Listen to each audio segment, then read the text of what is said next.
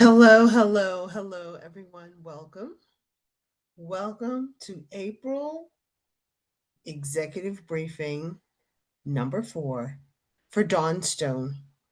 I am a speaker, an advisor, and an executive coach who works with leaders across industry to help them redefine what it looks like to have human intelligence in the artificial intelligence era.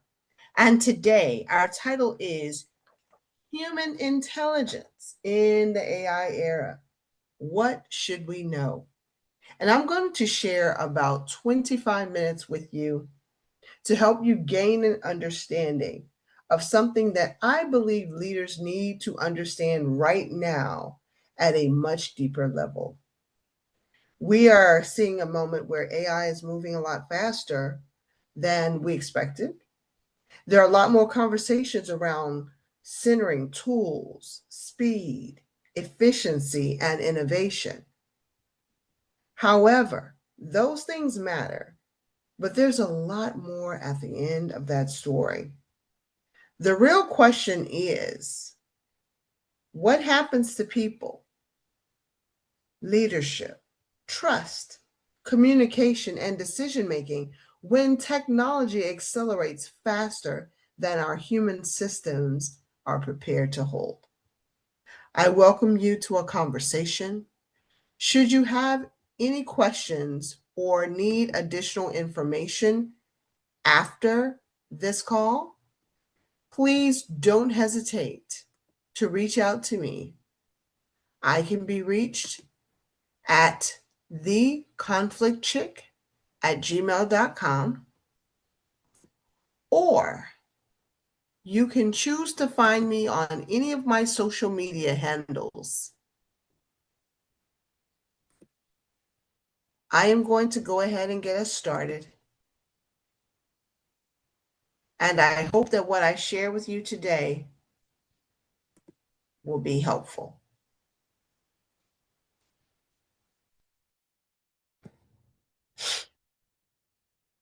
My lane in helping leaders and organizations strengthen the human side of transformation so they don't just move faster, that they actually get to move with clarity, steadiness, and the strategic capacity that we're requiring. So the market signal is broad, it's grand, and it tells us that we're transitioning from experimentation to what we call a strategic workflow redesign. And my position is very simple in this space. AI may accelerate the speed, but human intelligence is my lane. And I'm here to share with you a few things in this time that we have together to hopefully make you think, rethink, and explore new options. Because if we do not build the human infrastructure right alongside this technology that we're experiencing, organizations will feel the pressure before they see the promise. And we both know how expensive that can be. So, what is the real problem? What are the things? The real problem is leaders have enough tools. The real problem is that many organizations are trying to solve acceleration without fully addressing the leadership strain, the people who are behind the work, the puppeteers, if you will. They are in the middle of workforce readiness. There are multiple communication breakdowns and what we will call decision fatigue. That's having to make multiple decisions multiple times a day, sometimes with and without all the information. And what that does is it erodes the trust that your organization has relied on, the trust that your organization needs, the trust that your clients and consumers expect. So when people say they are struggling with AI adoption, When I hear, the undertone, the underbelly, that it's really not a technology issue. I was on a call yesterday with a client, and she was explaining to me the confusion. So I get to hear the confusion in all many forms. I hear the overload. Sometimes it comes in silent pauses. Other times it's outright rants. I hear the middle managers carrying the translation burden. They're the ones that get to hear from the front line what's going on, what's wrong, what's right. They also get to hear it from you at the top saying, do more. Here's another tool. Implement it. Let's go. But I hear leaders trying to make high stake decisions in environments where that trust, clarity, and alignment just aren't there. They're already buckling under the pressure. So, this is why I keep saying that the conversation around AI, around governance, around adoption, transformation, it's really about what the organization is asking our human beings to do. We're having to absorb, interpret, manage, and sustain while the pace of the work continues to increase. And if your agency is seeing some of the trends out in the marketplace today, you are doing it with fewer people. And so what happens is if the leaders, these culture keepers, these adoption warriors, if they are not seeing the resolve coming, they will continue to work on symptoms of that greater problem. So let's talk about those systems if we can. There are three strange systems that I want to talk about, regardless of your industry, regardless of your position, regardless of your financial state. There are three spaces. So AI does not enter what we call healthy systems by default. Oh no. It enters whatever system is already there. So whatever infrastructure you had, AI is attached to it. Now, those may be good systems, bad systems, unheard of systems, undefinable systems. I call those wicked problems. But if your culture has already had a low trust or maybe some fragmented communication because of the hybrid, the COVID, the different generations, management is continuing to be overloaded by this. There's a lot of role confusion. It's that whole stay in your lane conversation that may be coming out in those break rooms and those boardrooms. It's also this thing around change fatigue, because if you're keeping up with the headlines, you see that there are new AIs popping up everywhere. So everything from decision intelligence to predictive intelligence to agent creation, it's all there. And the thing is, AI will not hide those issues from you. It will only expose the systems that are there. So that matters a lot, especially if your organization is already strained. You see, employees are tired, managers are overloaded, overworked, and what they will sometimes say is what? Underpaid.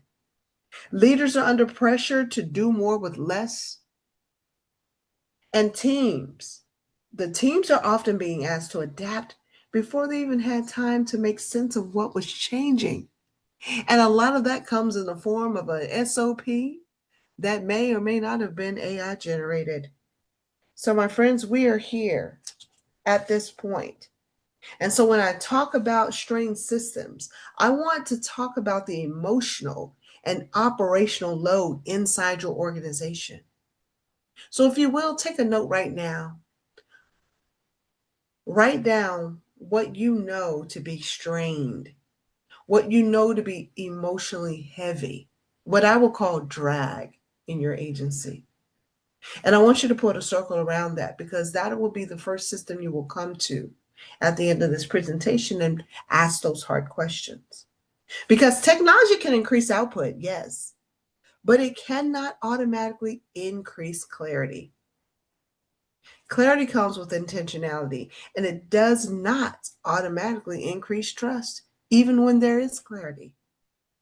So if we do not automatically increase good judgment, and not just good systems, they're going to lead to leadership issues. Those leadership issues are human issues. And those are the issues that determine whether or not transformation actually works.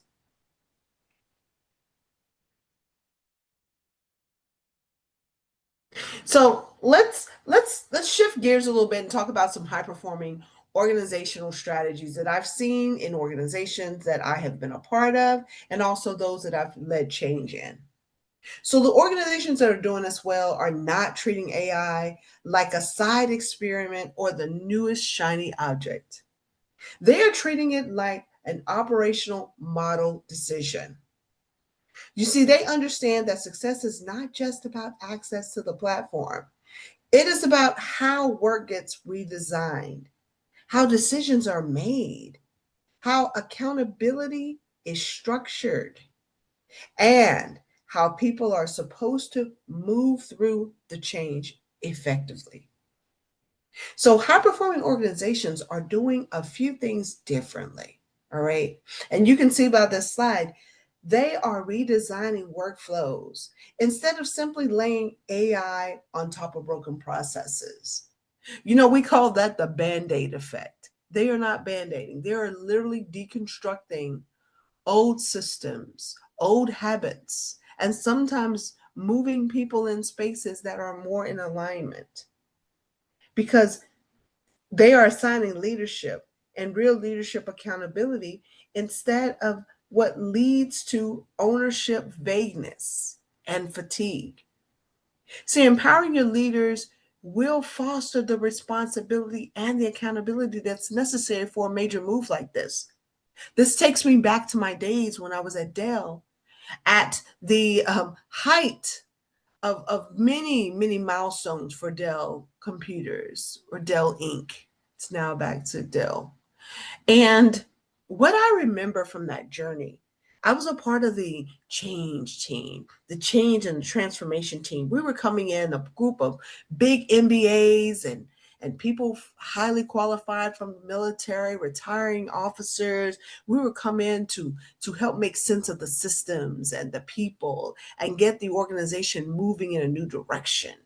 And I was on the services side. So I was responsible for all the software, all the peripherals, all of the things across every vertical that we serve globally. So in the services organization, we were moving from a box business to a service and full solution service. Okay. And what that looks like in high performing organizations is exactly what we are seeing with AI today. Having the right leaders in the right place is going to help us because those leaders can then do what we call redesign the workflows and not layer them. They're assigning real leadership accountability instead of that ownership vagueness that we were talking about. And that's one thing that I was able to do in my role at Dell in 2000. We were migrating from software to systems to services with systems, full solutions. We call that turnkey solutions. And so little did I know in that role as a leader, I was actually responsible for building the governance and helping define clear frameworks to ensure that we were making informed decisions based on data and not gut. And that was different for that organization. It might be different for you because those high performing organizations like the one I was in at Dell many moons ago, they are thinking about governance early instead of waiting for the confusion and the risk to to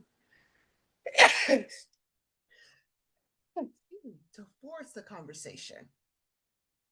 And they are investing in people readiness, not just the technical implementation. So it's not just bringing a solution to the forefront and saying, hey, go run with this, make it your own. They are making a major distinction in what change management looks like. And training your leaders for success and adaptation instead of expecting it is how they are winning. Because mature organizations know that if the humans are not prepared, the return on that technology will be inconsistent at best. And very expensive. So now let's talk about how human intelligence can be seen as infrastructure. There are 5 pillars here that I want us to really break down. And so this is where we will slow down and just name some things clearly, because clarity is one of the pillars in this emotional sustainability model that I've created over the years and have implemented in every agency I touch over the past 4 years. Human intelligence is not a soft concept. A lot of times people think of it as all the warm and fuzzy. No, it's actually the opposite. It is infrastructure. And when I say infrastructure, it is judgment, it is discernment, it is communication, it is the ability to navigate conflict in-house and outside of the agency, thus building trust the right way. So, judgment, discernment, communication, conflict navigation, and trust building. Having the ability to navigate tension without fragmentation is key, and it is a skill that must be practiced. The ability to regulate emotions, recognize patterns, good and bad, speaking up on those patterns so you can ask better questions, get better results. And what that does is build the trust collectively and collaboratively. And that is what can relieve decision fatigue, because you're able to make more wise decisions under pressure when you've done the 4 things prior. It is so, so good on so many levels. And so those are the sides of AI that cannot be prompted, scripted, or recreated.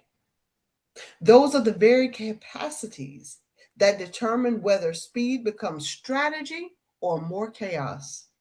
You see, too many organizations still behave as if human capabilities and human capacity is secondary and that technology is primary. I was reminding my son, technology does not have the brain power that you have. And it's important to treat it as such. So when it fails, we can go and reconfigure. But when people fail, there's a loss that's more than money, time, and interests. So technology can amplify. We do know that. But in its simplest form, systems can still enter at a place where we allow it as humans. We provide it with what it needs. So leadership in its best state is strong. It's clear, it's grounded. And AI is not a replacement, but a resource, a reference point. It can support you at scale. So if leadership is unclear, reactive, fragmented, addicted to the status quo, AI can accelerate the damage instead of repair it. So that's why I'm calling for all of us to understand the importance of human intelligence as infrastructure, not as merely people. Because without it, the rest cannot hold. AI will not be here. AI will not be effective. And so what I want to do next is spend a little time talking about this model that I created.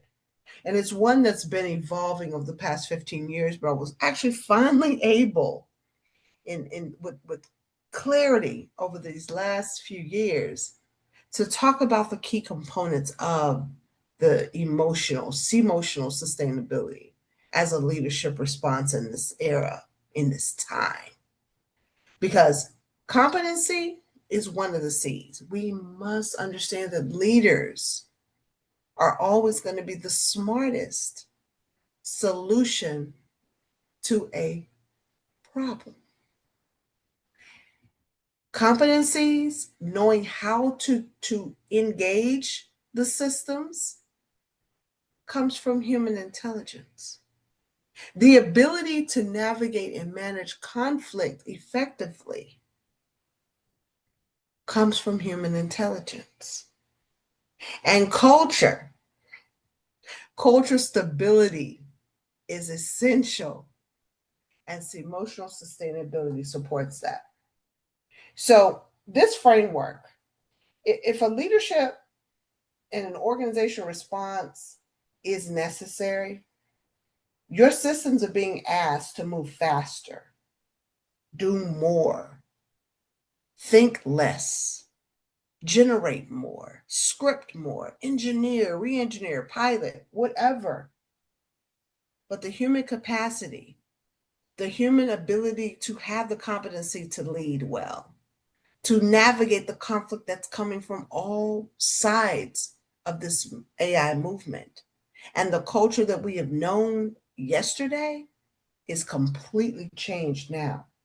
And this framework focuses on those three core components of those dimensions to help us really understand how we can leverage human intelligence as infrastructure to address it. So let me ask you a question. I'm going to move into the model. First question I have around competency, and you can take notes on this. Do leaders and teams actually know how to lead, decide, communicate, and adapt in your environment? Answer that in paragraph form or simply state it. Yes, no, or maybe. Or it depends, right? The second question I want to ask you is around the second pillar, which is conflict capacity. Can your organization handle the tension, disagreements, pressure, and the change without collapsing into avoidance, blame, silence, or what I just call pure team dysfunction? I'll ask that again because this is a very loaded question around conflict capacity, which is why I got the name the conflict chick 15 years ago. Well, actually, 9 years ago. 15 years ago was something else, but 9 years ago, my clients told me, you are the conflict chick. And this is why. Can your organization handle tension, disagreement, pressure, and change without collapsing into avoiding, blaming, silencing, or just sheer dysfunctioning? Answer that. And next, the final question in understanding what your leadership response is in your business today is this. Are the norms, behaviors, expectations, and relational patterns inside your organization strong enough to support trust, accountability, and forward movement? So that question I have it written down and I didn't read it well, so let me read it again. Are the norms, behaviors, expectations, and relational patterns inside your organization strong enough to support trust, accountability, and forward movement in your organization today? For me, these three questions and these three components of success in this framework that I've created, it's not abstract. It's very practical. These three questions you can take to every layer of your organization and ask it. Take it to your stakeholders and ask them. Because when leaders are under pressure, what you're going to find is that things break. And what usually breaks first is not the strategy, it's the human ability to hold the complexity and keep everything together. So, emotional sustainability actually is designed to help your leaders strengthen that capacity so they can lead with steadiness instead of survival. Because having every leader's nervous system in check keeps your organization in check, your stakeholders happy, and your bank account and impact flowing. Now, let's talk about the executive risks that you're facing in this era. There are several executive risks that I believe leaders need to take seriously sooner rather than later. The first is faster work with weaker judgment. What I've experienced with some clients that I've handled over the past 4 years specifically, I'm going to pull from them across three different industries.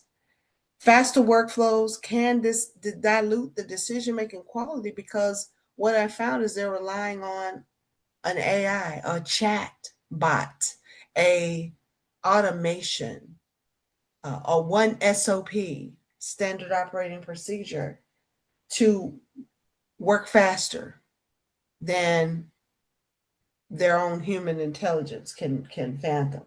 So just because something can be done quickly does not mean that it can be done more wisely, more accurately, and with more clarity. Speed can create the illusion of progress, while quality, clarity, and discernment quietly decline. So, what this looks like in the education space, and I will go with higher education because I've been in that since 2008. Publish without perishing still has its flaws. Just because we can make decisions fast does not mean it's necessarily the best decision in that time. So we must be careful there.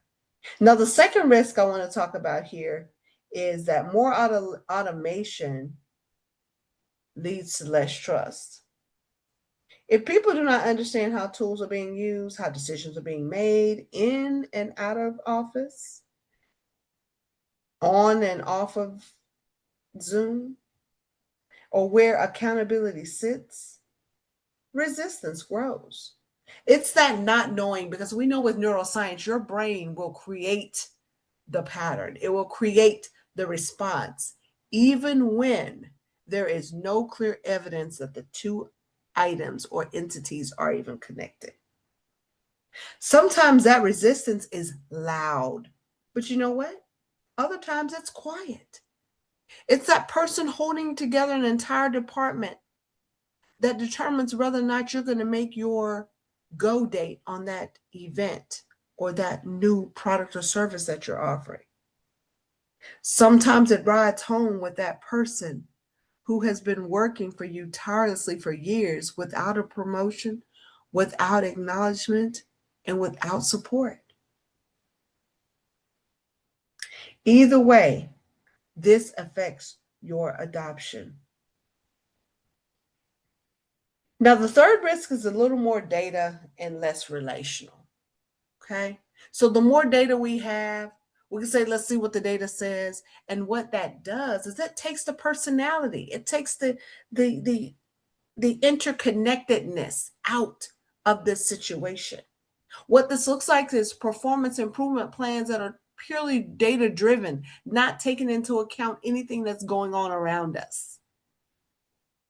Right? So what it looks like is a high performer who has been performing at a 5 for the past 5 years now coming in at a 3 and not being told why or understanding why, because the data said you had to deploy these 3 things and you only deployed 1. Leaders may have more information than ever before and still be ineffective. If they do not know how to clearly communicate what they need, what is happening, or what they're lacking, that repair tension builds. That confidence erodes. And there needs to be human interaction through the change. So I want to challenge you. Look beyond the numbers. What are you not seeing? What are you not hearing? What can the data not do? And then the last risk in this AI era that I want to touch on briefly around fragmented accountability is this.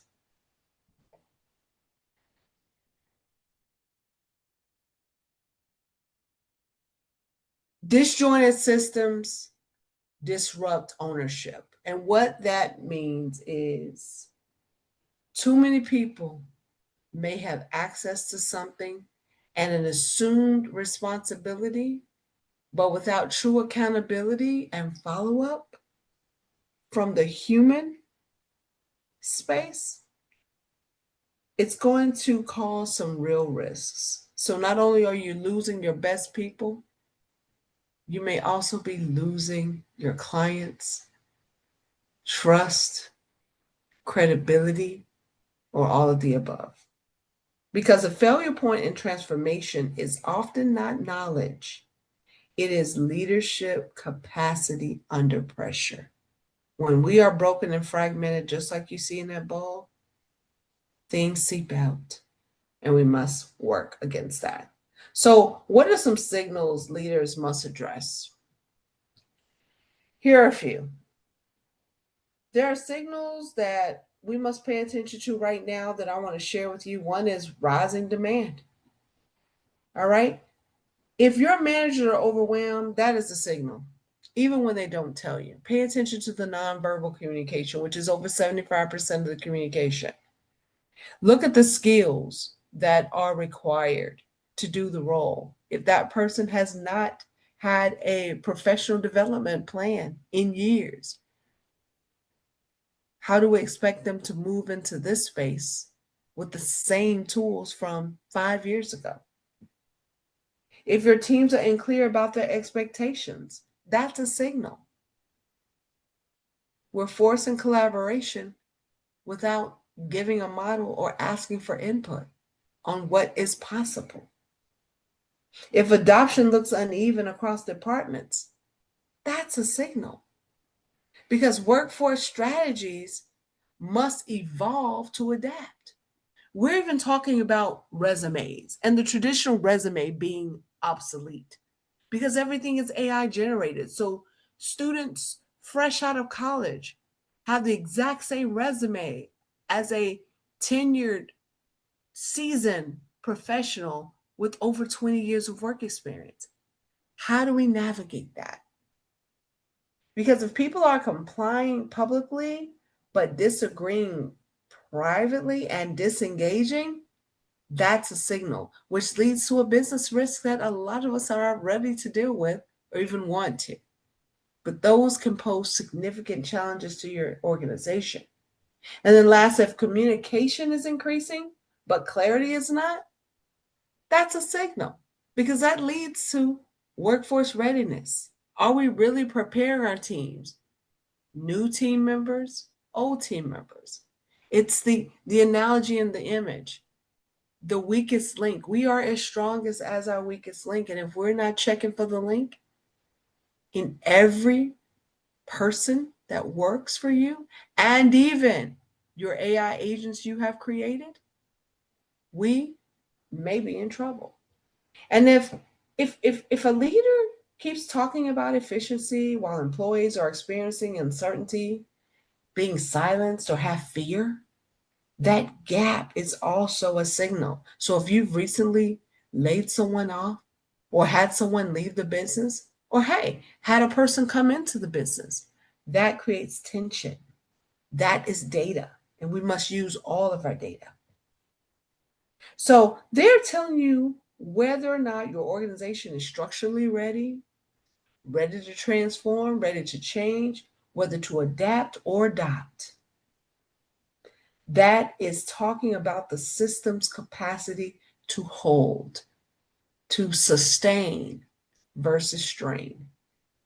The strongest leaders do not ignore these signals. And I'm asking you today, do not ignore them. If you're not sure what they are, please go and pull your leaders together as soon as this is over and share this with your leaders and have a conversation around it. In fact, if you need me to come in and facilitate a conversation, our agency is ready. We must interpret early and respond before the damage compounds. So now we're coming down to our final steps in what I want to share today. What leaders should build right now, okay? What should you build? Write down a couple of things if you have your notes and really be prepared to discuss this with your leaders because they are the translation layer. People need to know who owns what, how decisions get made, and how humans are overseeing everything that's essential. So ask some questions in your organization. Who does this? Ask it at every level and see where you have consistencies in the answers. Second, leaders need to equip managers as the translation layer, but include skills and upskilling and reskilling in that equation. Because strategy does not live or die on the top. We all know it goes all the way through, and your strategy and your culture is permeated at every level. So if your leaders are not speaking, lean in and find out why. Are your managers trying to turn vision into daily behavior? Why or why not? How is that translation layer going into your agency? Make sure we are executing and understanding where the disconnects lie, because that will help you effectively navigate those critical transition points. Third, organizations need stronger communication architecture. Not more talking, not more presentations, not more that boys, tchotchkes, awards, and rewards. They need cleaner speaking, cleaner talking. They need consistent language, honest expectations, and visibility. In fact, I enjoy helping my leader friends, I call them all my clients friends, but helping leaders understand what it looks like to have and hold honest expectations, building together, visible reasoning behind what is changing. So just rolling it out in an email is not enough. Holding a all hands on deck meeting with a lunch or dinner is not enough. People need that language, those expectations, that reasoning to be shared. Ask for their input. Don't just disseminate. And something that's not on the slide that I do want to bring up is that leaders need conflict and escalation pathways that are healthy and unstable. And usable, not unstable. Because what we find is when people have something they want to share, if there's no place for them to go and put it, it stays within them. And they become the pressure cooker that could make or break any and everything inside your agency.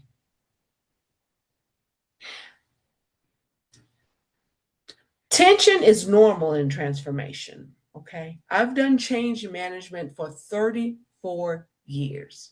I started at the age of 18. Had I known this was going to be my path, I may have selected a totally different pathway. But what I have found is joy in this journey. And I want to speak specifically to it. The question is whether your system knows how to metabolize tension or whether it turns tension into dysfunction. And that's where this conflict piece comes in, because conflict is neutral. It's neither positive or negative, it's actually neutral. It becomes positive or negative based on your response to the stimuli. That's neuroscience 101. Our bodies, our brains operate from a place of fear, right? Fight or freeze. That's the reptilian core. That's the base of our decision making. And it's the one that we go to most often. So to get to those executive faculties there, the frontal cortex, we must help our leaders measure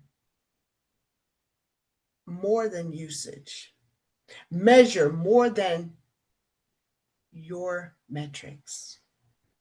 We must measure confidence, clarity, trust, readiness, and value. And that's at every level, not just the executive level. Because adoption without trust is fragile.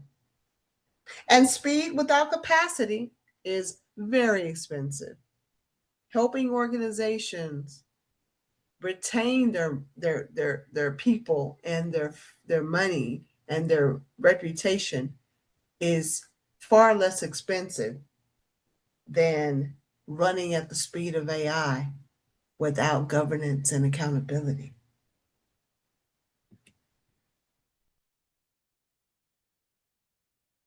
So I want to close here on what leaders should build now. The organization that will lead well in the era, this AI era, is not simply the ones with the most advanced tools or the latest large language model. They will be the ones that have the strongest human infrastructure with systems designed by the people who are in it, who sustain it, and who rebuild it. The ones that know how to stabilize people while systems are changing. They're the ones that know how to build trust while introducing new technologies. They are the ones that know how to increase capacity, not just output. This is why I believe this moment calls for a different kind of leadership now. Not leadership that is impressed by acceleration alone. You can buy as many seats of a software or an integration as possible.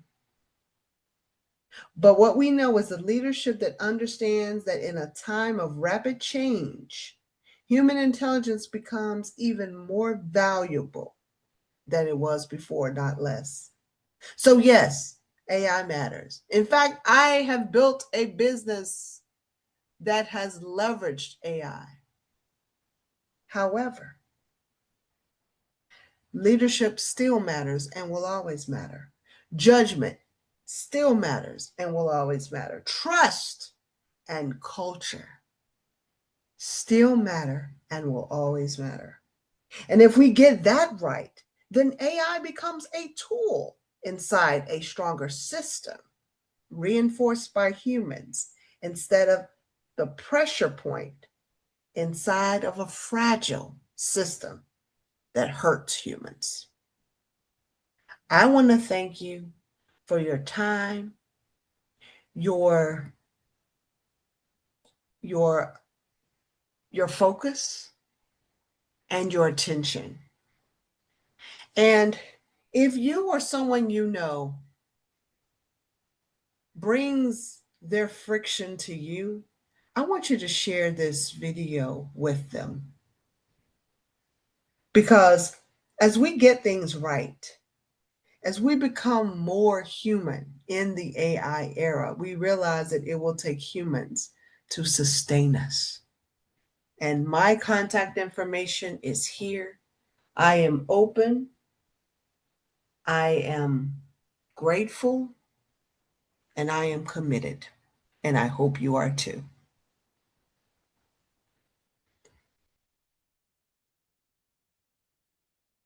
Thank you.